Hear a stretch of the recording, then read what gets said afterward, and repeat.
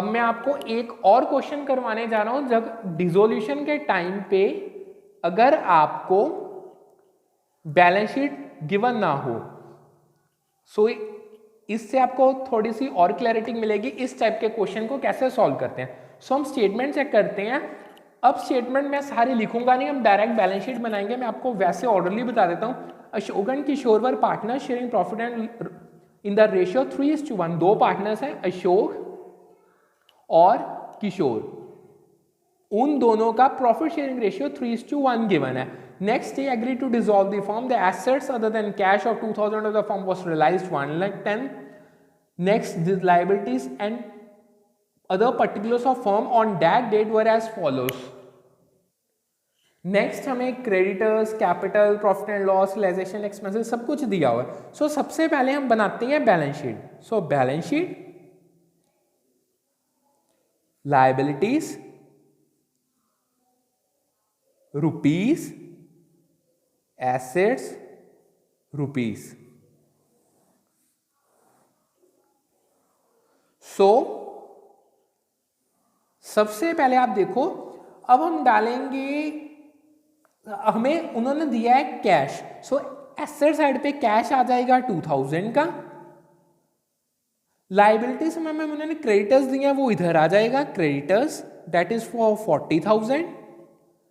Capitals दिए हैं, सो Capitals Ashok की 1 लाख एंड किशोर की दैट इज फॉर। अब देखो किशोर की उन्होंने डेबिट बैलेंस दिया है कैपिटल का, सो यहां पे नहीं आएगी। किशोर की कैपिटल इधर आएगी, Kishore's capital that is for 10,000।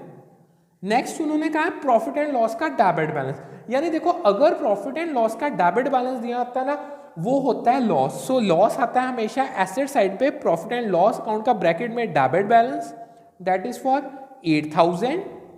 Next realisation expenses का कुछ नहीं आएगा।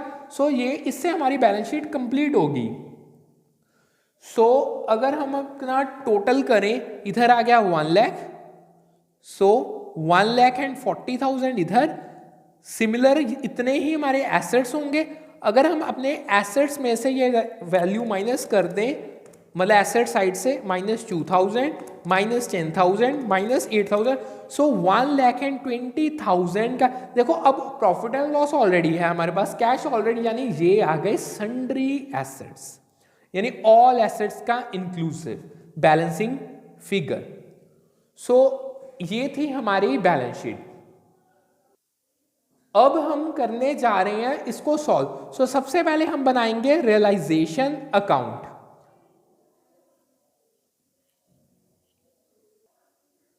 Debit side, credit side, particulars,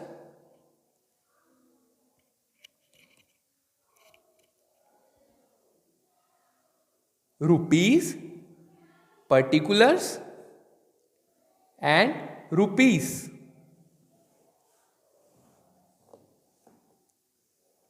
सो सबसे पहले हम अपने एसेट्स को ट्रांसफर करते हैं एक्सेप्ट कैश।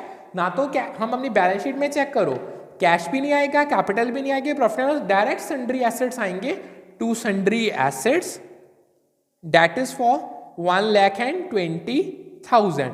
नेक्स्ट हमें क्रेडिटर्स लाइबिलिटीज में ट्रांसफर हो जाएंगे दैट इज फॉर 40,000। कैपिटल्स नहीं आएगी।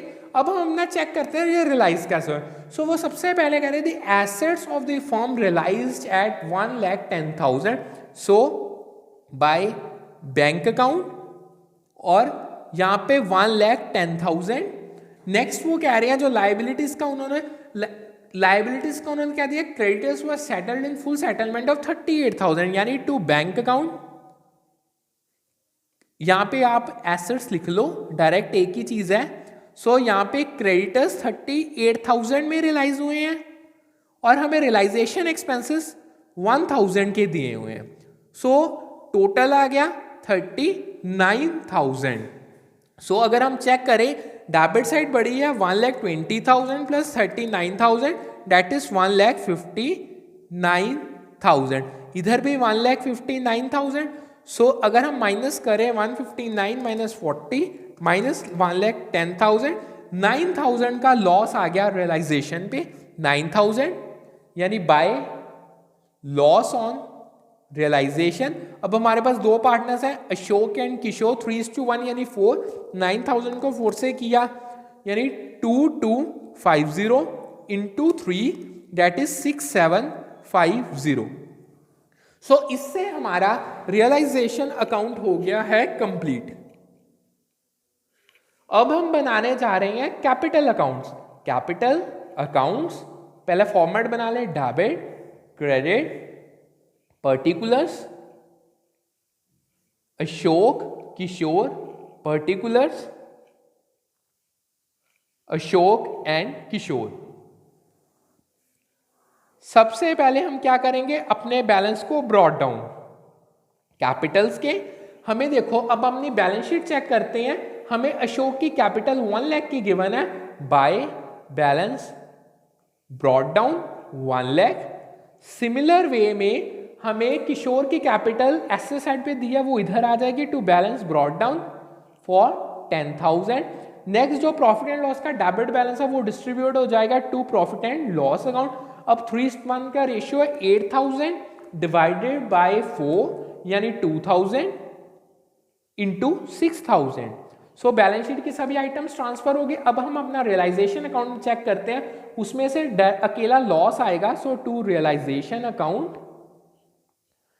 6,750 2,250। सो अगर हम इसका टोटल करें, इधर आ गया 1 लाख, इधर भी 1 लाख। सो 1 लाख में से इधर हम पेमेंट कर देंगे टू बैंक अकाउंट। 1 लाख में से माइनस करो 6,000 माइनस 6,750 दैट इज 8,7,250 की हो जाएगी पेमेंट। नेक्स्ट इधर हम करते हैं 10,000 प्लस 2,000 प्लस 2,250 दैट इज 14,250 इधर 14,250। सो इधर आ जाएगा bye bank account that is 14,250। सो इससे हमारा कैपिटल अकाउंट हो गया कंप्लीट। अब हम नेक्स्ट करने जा रहे हैं, हम बनाएंगे अपना bank account. So bank account, debit, credit, particulars, rupees, particulars and rupees. So सबसे पहले अब हम अपनी अगर बैलेंस शीट चेक करें तो हमें कैश बैलेंस गिवन है, वो आ जाएगा to balance brought down that is for 2,000। Next अब हम अगर अपना रियलाइजेशन अकाउंट चेक करें तो रियलाइजेशन अकाउंट में हमें बैंक का बैलेंस गिवन है 39,000, वो आ जाएगा बाय रियलाइजेशन अकाउंट 39,000। और हमें क्रेडिट साइड पे 1,10,000 गिवन है एसेट्स रियलाइज का, 1,10,000 टू रियलाइजेशन अकाउंट। नेक्स्ट हमें कैपिटल्स दी हुई है, कैपिटल अकाउंट चेक करते हैं। सो इसमें हमें 8,7,250 का ए की कैपिटल में 8,7,250 यानी बाय अशोक्स कैपिटल अकाउंट। और किशोर का हमें कितना गिवन है that is 14,250 14,250 that is for Kishore to Kishore's capital account. So अब हम करते हैं इसका total 2,000 plus 1,10,000 plus 14,250 that is 12,6,250। Similar way में 39,000 प्लस 8,7,250 यानी 12,6,250। सो हमारे बैंक अकाउंट का बैलेंस टैली हो गया। सो ऑलमोस्ट आपको हमारा सम फुली करेक्ट है, आपको समझ आ गया होगा। सो इस तरीके से सम को सॉल्व किया जाता है अगर आता है डिसोल्यूशन के टाइम पे, अगर आपको बैलेंस शीट ना दी गई हो। Thank you.